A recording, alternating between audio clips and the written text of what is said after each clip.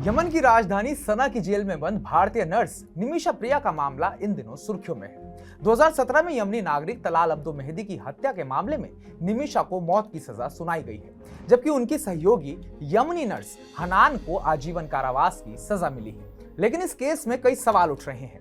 निमिषा का दावा है कि इंजेक्शन लगाने की साजिश और शव को टुकड़ों में काटने का काम हनान ने किया। फिर भी हनान को फांसी की सजा क्यों नहीं मिली, ये बड़ा सवाल सबके मन में है। तो इस वीडियो में इसी सवाल का आपको जवाब देंगे और आपको बताएंगे कि यमन में इस समय क्या क्या चल रहा है और निमिषा के भारत आने की संभावना कितनी है। नमस्कार, मैं उत्कर्ष प्रताप सिंह और आप देख रहे हैं TV9 भारतवर्ष।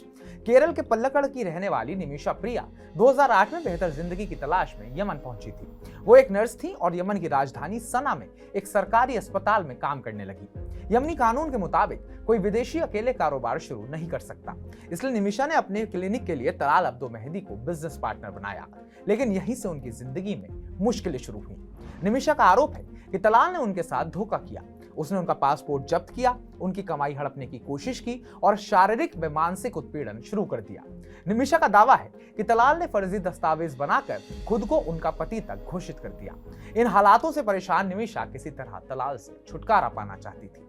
2017 में निमिषा ने तलाल से अपना पासपोर्ट वापस लेने की कोशिश की।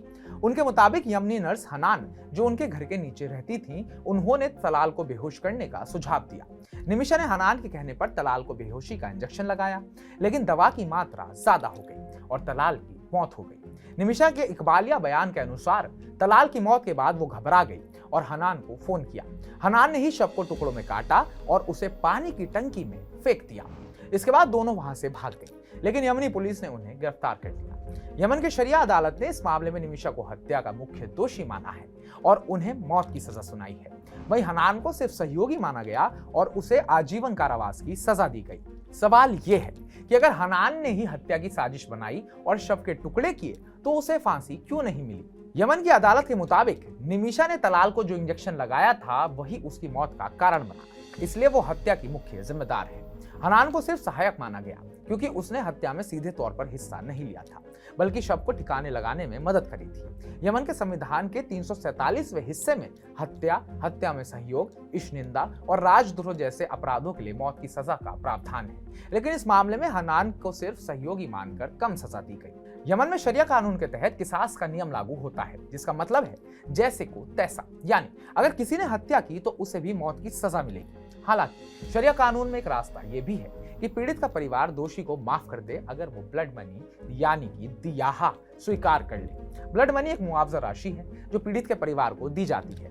निमिषा को बचाने के लिए उनके परिवार और समर्थकों ने तलाल के परिवार को $10 लाख, लगभग 8.3 करोड़ रुपए की ब्लड मनी की पेशकश की। लेकिन तलाल के भाई अब्दुल फताह मेहदी ने साफ कर दिया कि वो ना तो माफी देंगे और ना ही कोई मुआवजा लेंगे। उनका कहना है कि निमिषा ने उनके भाई की क्रूर हत्या की और उसे सजाए मौत ही मिलनी चाहिए। 16 जुलाई 2025 को निमिषा को फांसी दी जानी थी, लेकिन भारत सरकार, केरल के धार्मिक नेता ग्रैंड मुफ्ती शेख कंथापुरम, AP अबू बकर मुसलियार और यमनी धार्मिक नेताओं के हस्तक्षेप के बाद यह सजा फिलहाल टाल दी गई है।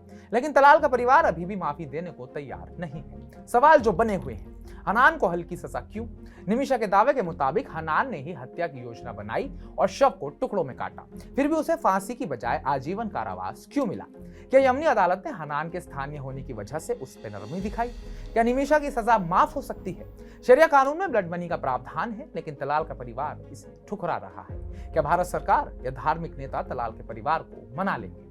तो आने वाले समय में क्या निमिषा भारत लौटेंगी या फिर उनकी फांसी की सजा बरकरार रहेगी, ये देखना दिलचस्प रहेगा। बाकी इस रिपोर्ट पर आप क्या सोचते हैं, आपके दिमाग में क्या आता है, कमेंट बॉक्स में कमेंट कर हमें जरूर बताइएगा।